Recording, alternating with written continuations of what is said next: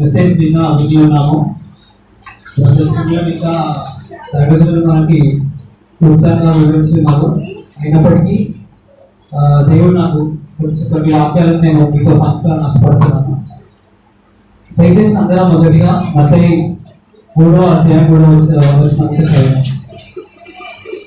ప్రభువు మార్గము సిద్ధపరచుడి, ఆయన త్రోవలు సరళము చేయుడి అని అరణ్యములో కేకవేయి ఒకరి శబ్దము అని ప్రవక్త అయిన ఏషియా ద్వారా చెప్పబడిన ఇక్కడ. హల్లెలూయా.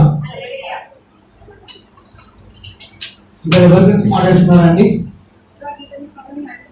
బాప్తిస్మం ఇచ్చి యోహాను గురించి చెప్పబడుతుంది.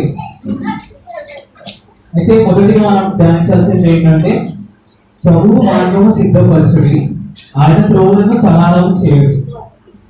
మొదటిగా సరళత ఏ త్రోవకి అవసరం ఉందో మనం అర్థం చేసుకోవాలి. సరళత ఏ త్రోవకి అవసరం ఉందంటే ఇరుకైన త్రోవకి అవసరం ఉంది. కానీ సరళంగా ఆల్రెడీ ఉన్న త్రోవకి అది సరళత చేయాల్సిన అవసరం లేదు. కాబట్టి మనందరూ జ్ఞాపకం చేసుకునే విషయం ఏంటంటే ఈ త్రోవ ఇరుకైన త్రోవ. అయితే బాప్తిస్మం ఇచ్చి యోహాను ఆయన జీవితంలో దేవుడు రాకముందు ఆయన పుట్టి ఉన్నాడు, కొన్ని నెలల ముందే పుట్టి ఉన్నాడని మనం వాక్యంలో చూస్తున్నాము. అదేవిధంగా అయితే ఆయన ఎందుకు వచ్చినాడంటే ప్రభు మార్గము సిద్ధపరచుడి, ఆయన త్రోవను సరళం చేయడానికి వచ్చినాడు. యేసు ప్రభు లోక రక్షకుడిగా లోకానికి వచ్చే ముందు ఆయన జన్మించి ఉన్నాడు. ఎందుకనంటే దేవుడి యొక్క మార్గమును జనులకు తెలియజేసి ఆ మార్గంలో వారిని నడిపించడానికి దేవుడు ఏర్పరచుకుని ఉన్నాడు. కనుక బాప్తిస్మం ఇచ్చి యోహాను రావడం జరిగి ఉన్నది దేవుడి సంకల్పం ద్వారా. అయితే మనము ప్రభు మార్గము సిద్ధపరచుడి, ఆయన త్రోవను సరళం చేయుడి. ఈ విషయం మనం వచ్చినప్పుడు బాప్తిస్మం ఇచ్చి యోహాను ఏం చేస్తున్నాడు, మనము ఆయన దగ్గర ఏం నేర్చుకోవచ్చు, ఆయన దేవుడి త్రోవలను ఎట్లా సరళపరిచి ఉన్నాడు అనే విషయం మనం మాట్లాడుకోవాల్సిందిగా ఆశపడుతున్నాం. కనుక దాని కింద ఎవరైనా చదువుతారు. 4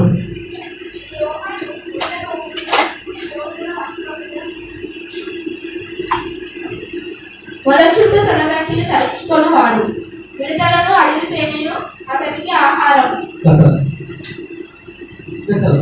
ఆ సమయమున యెరూషలేము వారు యూదయ వారందరూ యోర్దాను నది ప్రాంతముల వారందరూ అతని యొద్దకు వచ్చి తమ పాపములను ఒప్పుకొనుచు యోర్దాను నదిలో అతని చేత బాప్తిసము పొందుచుండిరి. అయితే ఇక్కడ చూస్తున్నాము దేవుడి మార్గంలో దేవుడి యొక్క సువార్తను ఆయన ప్రకటించవచ్చు. దేవుడు ఆయన భాగ్యం ఇచ్చి ఉన్నాడు కనుక ఆయన దానికి వెనుకాడక ఆయన దేవుని అరణ్యంలో కేకలు వేస్తున్నట్టుగా చూస్తున్నాం. అరణ్యం అనగా మన జీవితంలో మనం ఆలోచించవలసింది ఏంటంటే లోకం అని మనం చెప్పుకుంటాం. కాబట్టి ఈ లోకం అనే అరణ్యంలో ఆయన యెహోవా తోలుగడ్డి ధరించుకున్నారు, పెట్ట ఆ సమయంలో పాప పరిహారం పొందండి, దేవుడి దగ్గరికి వెళ్ళడానికి మీకు బాప్తిస్మం అవసరం, పాప పరిహారం చేయండి, మీరు మీ హృదయాన్ని దేవుడు కోరుకుంటున్నాడని ఆయన ప్రకటిస్తూ వస్తున్నాడు. అయితే మనకైతే దేవుడు రక్షణ ఇచ్చి ఉన్నాడు, ఆయన కృప చేత మనల్ని రక్షించుకొని ఉన్నాడు. కానీ మనం చేసేది ఏంటంటే మనం లోకాన్ని ఎక్కువగా ఆశిస్తున్నాము. ఆయన అయితే లోకం అసలు ఆశించట్లేదు. ఆయన ఉంటే లోకంలో వస్త్రం వేసుకున్నాడు, మొల చుట్టూ కౌలు తగ్గి ధరించుకున్నాడు. అంటే మనం వరల్డ్లీ థింగ్స్ ఆయన దగ్గర మనం ఏం నేర్చుకోవచ్చు అంటే మన లోక విషయాల చుట్టూ, లోకపు ధనం చుట్టూ, లోకపు ఆశల చుట్టూ మన యొక్క ఆశ అవి అవసరం మట్టుకే అవి మన రెగ్యులర్ నెసెసరీ నీడ్స్ మనకి ఒకవేళ ఓకే. కానీ మనం ఎట్లా దాని ఎక్కడ చాలా రన్ అవుతా ఉంటాం అన్నమాట. We have to be better than somebody else అని అటువంటి మన ఆలోచన విధంగా మనం లోకం వైపు వెళ్ళిపోతాం. కానీ ఇక్కడ యోహాను బాప్తిస్మం ఇచ్చి యోహాను చూసినట్లయితే కనుక ఆయన లోకంలో అస్సలు ఆశించలేదు కంటూ మనకి స్పష్టంగా కనబడుతుంది. ఆయన ఆ యొక్క అరణ్యంలో ఆయన దృష్టిలను ఆయన పట్టించుకోవట్లేదు. కానీ ఆయన జీవితాన్ని, ఆయన శరీరాన్ని ఆయన లెక్క చేయట్లేదు కానీ దేవుని సువార్త, దేవుని మార్గం సరళం చేయాలి. దేవుని యొక్క మార్గమును నేను అందరికీ తెలియజేయాలి. అందరినీ పాపం విముక్తి కలగజేయాలి. అందరినీ రక్షణలోకి నడిపించాలని ఆశతో ఆయన అరణ్యంలో కేకలు వేసినట్టుగా చూస్తున్నాం. ఆ సమయమున యెరూషలేము వారును యూదయ వారందరూ యోర్దాను నది ప్రాంతమున వారందరూ అతని వద్దకు వచ్చి, ఆ సమయం చూసినట్లయితే యెరూషలేము వారును యూదయ వారును అందరూ యోర్దాను నది తీరం ప్రాంతం వద్దకు వచ్చి తమ పాపములను ఒప్పుకొని ఆయన సువార్తను స్వీకరించి దేవుడు నిజమైన రక్షకుడని అంగీకరించి, ఇది ఎప్పుడు జరుగుతుందంటే దేవుడు ఇంకా రాక మునుపు, ఐ మీన్ దేవుడు ఇంకా పరిశుద్ధాత్మ చేత ఆయన బాప్తిసం పొందక మునుపు ఆయనకు ముందుగా వచ్చి ఆయన ప్రకటించడం చేస్తున్నాడు. అప్పుడు అందరూ యూదయ వారును యోర్దాను ప్రాంతంలో వారు తగ్గించుకొని వారు దేవుని వచ్చి దేవుని వాక్యాన్ని స్వీకరించి వాళ్ళు పాప క్షమాపణ నిమిత్తం బాప్తిసం పొందించినట్టుగా మనం చూస్తున్నాము.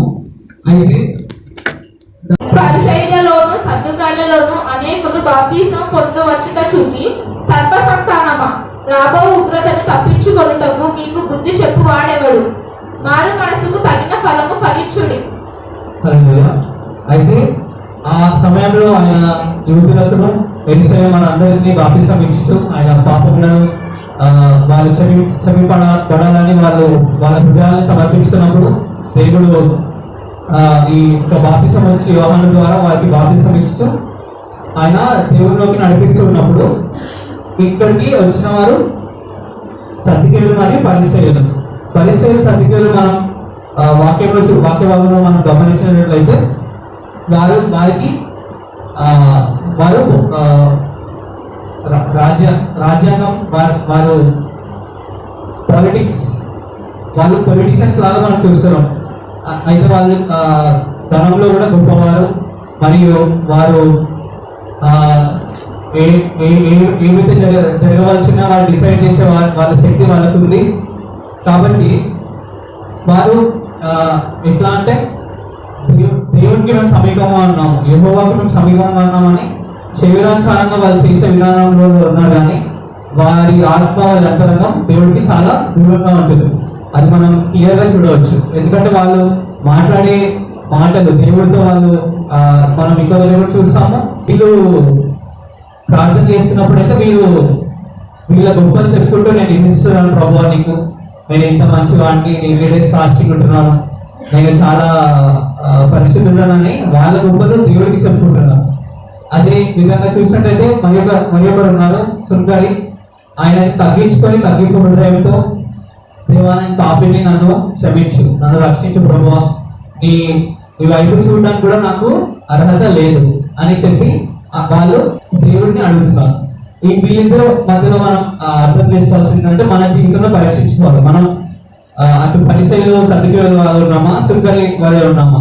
మనం దేవుని సన్నిధిలో వాడబడుతుండొచ్చు, దేవుడి సన్నిధిలో దేవుడు వాడబడుతుండొచ్చు, కానీ మన స్వభావం ఎట్లుంది? పరిసయ్యులు సద్దుకేయులు అవుతుంది. నేను వాడబడుతున్నాను కదా, నేను చాలా గొప్పవాడిని, నాకు చాలా అర్హతలు ఉన్నాయని చెప్పి మనం లోకరీతిగా అయినప్పటికీ, మన పరిచయ రీతిగా అయినప్పటికీ మనం ఆలోచిస్తున్నామా?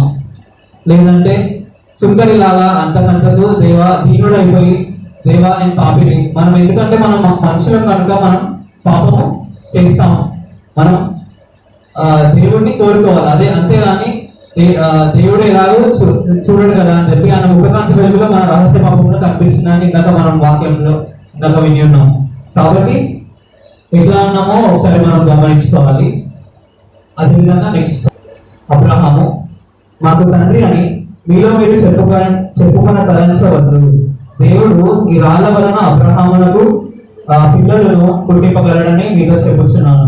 ఇప్పుడే గొడ్డలి చెట్టు వేరున ఉంచబడి ఉన్నది కనుక మంచి ఫలము ఫలింపమని ప్రతి చెట్టును నరకబడి అగ్నిలో వేయబడును.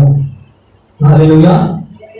ఇక్కడ వారు సద్దుకేయులు మరియు పరిసయ్యులు బాప్తిసం ఇచ్చి యోహాను దగ్గరికి వచ్చినప్పుడు ఆయన వారిని ఏమని పిలుస్తున్నాడని?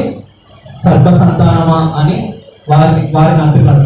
ఎందుకంటే వాళ్ళ క్రియలు ఇట్లాగా చెప్పిన రీతిగా ఉంటున్నాయి. దేవుడికి వాళ్ళు అయిష్టంగా ఉంటున్నారు, దేవుడికి దూరంగా ఉంటున్నారు, కానీ వాళ్ళు దేవుడికి దగ్గరగా ఉన్నట్టు వారిలో వారు భ్రమపడుతున్నారు అంతే తప్ప వారి క్రియలు వారు చూపించడం క్రియలు చేస్తారు కానీ దేవుడికి పరిశుద్ధంగా ఉండాలి, దేవుడి కోసం చేయాలన్నమాట. మనుషుల మెప్పు కోసమో లేకపోతే దేనికోసమో చేస్తూ ఉంటారు. అది కూడా ఇంకోటి అబ్రహాం పిల్లలు అదే హెచ్చింపు స్వభావం తలచవద్దు, దేవుడి రాళ్ళ వలన అబ్రహామునకు పిల్లలను పుట్టింపగలడని మీతో చెబుతున్నాను. దేవుడికి ఎవరో గొప్ప వాళ్ళు అవసరం లేదు, కానీ దేవుడికి విరిగిన హృదయంతో తమ పాపమును ఒప్పుకొని తాము దేవునికి ఇష్టమై దేవుని కట్టడాలను అనుసరించి పరిశుద్ధంగా జీవించేవారంటే దేవుడికి ఇష్టం. అంతేగాని ఏదో లోకరీతిగానో లేకపోతే ఏదో మరొక రీతిగానో పెద్దవారైన అట్లా ఉన్నంత మాత్రం దేవుడు లక్ష్య పెట్టడండి. మన స్వభావం దేవుడు అంతరంగాన్ని దేవుడు పరిశీలిస్తున్నాడు, కానీ పై విషయాలను దేవుడు చూడట్లేదు. ఇప్పుడే గొడ్డలి చెట్టు వేరైన ఉంచబడి ఉన్నది కనుక మంచి ఫలము ఫలింపని ప్రతి చెట్టును నరకబడి అగ్నిలో వేయబడును. ఈ సర్దుకేయులు పరిచయం వల్ల ఉన్నట్లయితే కనుక అంటే దేవుడికి మిగతా చెట్టును బట్టి రీతిగా ఉన్నట్లయితే కనుక వారిని ఇప్పుడే గొడ్డలి చెట్టు వేరైన ఉంచబడి ఉన్నది కనుక మంచి ఫలము ఫలింపని ప్రతి చెట్టు నరకబడి అగ్నిలో వేయబడును. దీని అర్థం ఏంటంటే మనం నరకానికి పాత్రలుగా అవుతాం. కాబట్టి అలా ఉండకూడదని దేవుడు వాక్యం చదివిస్తుంది. నెక్స్ట్, మారు మనసు నిమిత్తము నేను నీళ్ళలో మీకు బాప్తిసం ఇస్తున్నాను, అయితే నా వెనుక వచ్చేవాడు నాకంటే శక్తిమంతుడు, ఆయన చెప్పులు మొదటకైనాను నేను పాత్రుడను కాను, చాలా పరిశుద్ధాత్మతోనూ అగ్నితోనూ మీకు బాప్తిసం ఇచ్చును. హల్లెలూయా. ఇంకో విషయం ఇక్కడ చెప్పబడుతుందండి, ప్రభువు మార్గము సిద్ధపరచుడి, ఆయన త్రోవలను సరళం చేయుడి. మనము ప్రభు మార్గం సిద్ధపరచాలంటే, ఆయన త్రోవలను మనం సరళం చేయాలనుకుంటే ఫస్ట్ ప్రభువుని మనం అంగీకరించి మనం స్వీకరించి ఆయన పరిశుద్ధంగా మనం అయితేనే తప్ప మనం చేయలేము. ఆయన మార్గమును సరళం చేయలేము. మనం మన గురించి చేసుకునే తప్ప దేవుడికి దాంతో ప్రయోజనం కొంచెం కూడా ఉంటుందండి. అయితే ఈ యొక్క ప్రభు మార్గం సిద్ధపరచుడి, ఇది ఎట్లా సిద్ధపరచవచ్చు అని చూసినట్లయితే కనుక ఆ యొక్క 11వ వచనంలో చెప్పబడిన రీతిగా బాప్తిసం ఇచ్చి యోహాను ఏమంటున్నాడు అంటే, నేను మీకు నీళ్ళలో బాప్తిసం ఇస్తున్నాను, కానీ నా వెనుక వచ్చేవాడు పరిశుద్ధాత్మతోనూ అగ్నితోనూ బాప్తిసం ఇచ్చును. అయితే మనము ఈ యొక్క పరిశుద్ధాత్మను దేవుడిని అడగాలి. మనం పరిశుద్ధాత్మ ఎప్పుడు వస్తుందంటే, పరిశుద్ధుడు రావాలంటే మన హృదయం కూడా పరిశుద్ధంగా మార్చబడాలి. మనం పరిశుద్ధంగా లేకుండా పరిశుద్ధాత్మను మనం ఏమంటారు కావాలని మనం కోరుకునేలా మనలో ఎటువంటి చిన్న తప్పు ఉన్నప్పటికీ, ఎటువంటి కలంకము కపటం ఎటువంటి స్వభావం ఉన్నప్పటికీ అది దేవుడు పరిశుద్ధాత్మ మనలో నివాసం చేయడానికి ఇష్టపడదు. పరిశుద్ధాత్మ ఆ పేరులోనే ఉంది కదండి. పరిశుద్ధాత్మ అంటే పరిశుద్ధ ఆత్మ, కాబట్టి అది పరిశుద్ధులకే దేవుడు అనుగ్రహించబోతున్నాడు. ఆ యొక్క పరిశుద్ధాత్మను మనము పొందుకోవాలంటే మనము పరిశుద్ధంగా జీవించాలి, ఆయన వాక్యానుసారంగా జీవించాలి, ఆయన ఒక త్రోవలో మనం నడవడానికి ఇష్టపడాలి. ఎటువంటి కష్టమైనప్పటికీ శ్రమైనప్పటికీ మనం దాంట్లో దేవుడి మీద విశ్వాసం వచ్చి ముందుకు సాగినట్లయితే దేవుడు మనకు ఆ పరిశుద్ధాత్మ దయచేస్తాడు. అయితే ప్రభు మార్గం సిద్ధపరచుడి, ఆయన త్రోవలను సరళం చేయుడి, ఆయన త్రోవ సరళం చేయుడి అని ఈ వాక్యం ఉంది కదా. అయితే ప్రభు మార్గం సిద్ధపరచుడి, ఆయన త్రోవలను మనం సరళం చేయాలని కోరుకుంటున్నాడు.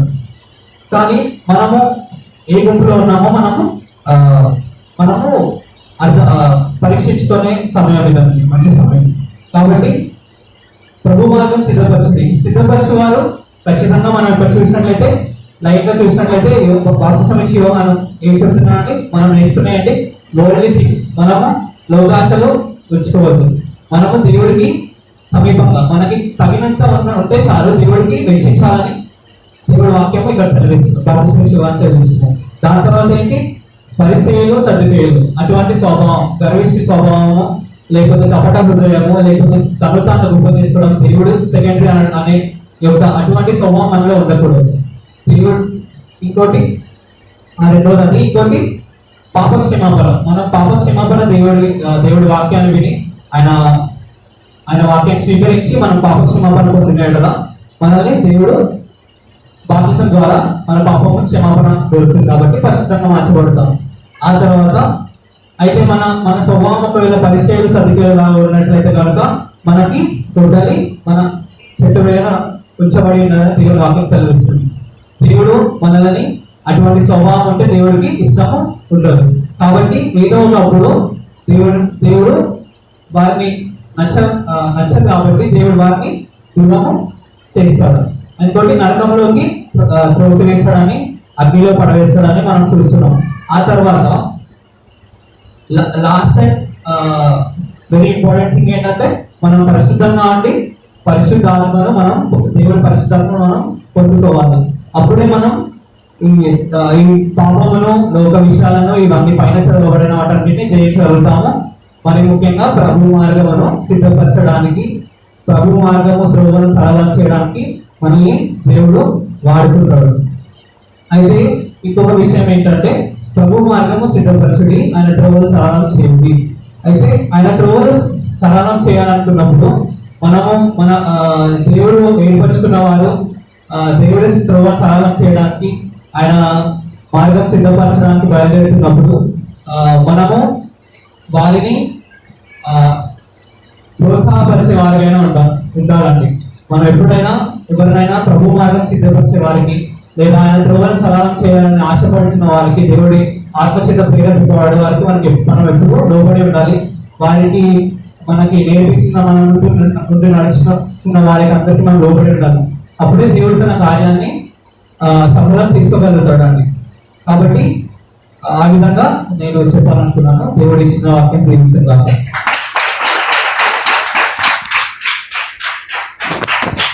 Thank you for watching my videos.